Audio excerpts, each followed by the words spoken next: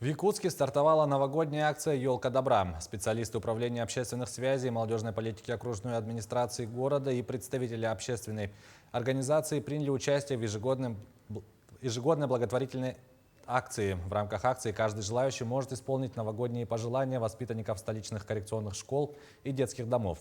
Для этого необходимо выбрать открытку с именем ребенка на «Елке добра» и приобрести для него новогодний подарок.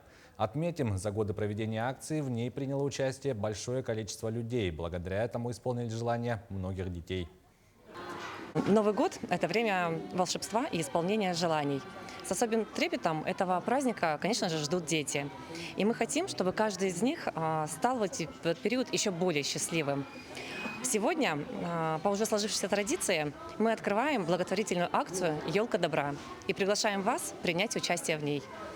Принять участие вы можете в магазинах «Бубльгум», расположенных в торговых центрах «Улуру Молл» и «Амсай».